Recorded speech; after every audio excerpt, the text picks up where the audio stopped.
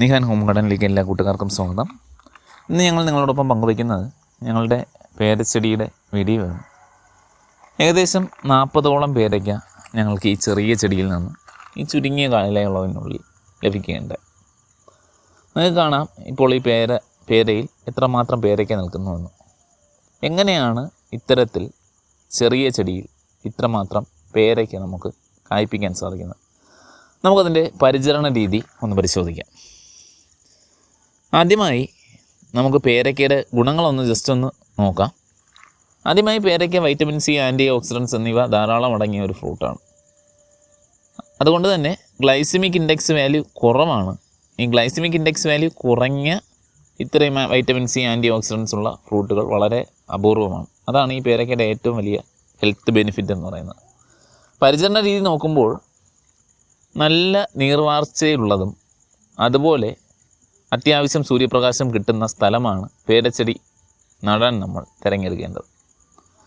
അങ്ങനെ കൃത്യമായ അളവിൽ നല്ലൊരു കുഴിയെടുത്ത്, നല്ല ആഴത്തിലുള്ള ഒരു കുഴിയെടുത്ത് അതിൽ മേൽമണ്ണ് നിറച്ച്, മണ്ണിനോടൊപ്പം ജൈവവളമായ ചാണകപ്പൊടി, എല്ലുപൊടി, വേപ്പിൻ പിണ്ണാക്ക്, അതുപോലെ ശീമക്കൊന്നയുടെ ഇല, അതുപോലെ ചകിരിച്ചോറ്, ഇത്രയും മിക്സ് ചെയ്ത് നമ്മൾ പോട്ടി മിക്സ് തയ്യാറാക്കി നല്ലൊരു കുഴിയിൽ നടുകയാണെങ്കിൽ പെട്ടെന്ന് തന്നെ അതിൻ്റെ വേര് ആഴങ്ങളിലേക്ക് പോവുകയും ചെടി നന്നായിട്ട് വളർന്നു വരികയും ചെയ്യും.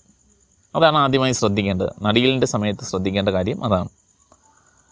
അതിനുശേഷം ശ്രദ്ധിക്കേണ്ടത്, ചെടി അല്പമൊന്ന് വളർന്നതിന് ശേഷം അതിനെ കൃത്യമായ അളവിൽ പ്രൂൺ ചെയ്ത് നിർത്തുക.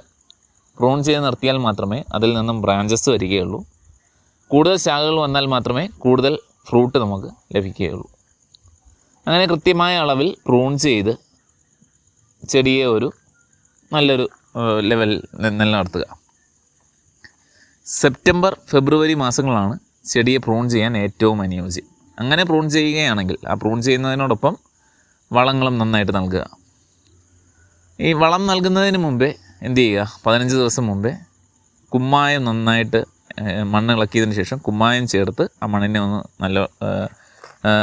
കുമ്മായം ചേർത്ത് മണ്ണിനെ ഇളക്കുക. അതിനുശേഷം വളം നൽകുക. എങ്കിൽ നന്നായിട്ട് ആ ചെടിക്ക് വളത്തിനെ വലിച്ചെടുക്കാൻ സാധിക്കും. അതിലൂടെ കൂടുതൽ കൂടുതൽ ഫ്രൂട്ട് അതിൽ നിന്നുണ്ടാകുകയും ചെയ്യും. പിന്നെ ശ്രദ്ധിക്കേണ്ട കാര്യമെന്ന് പറയുന്നത്,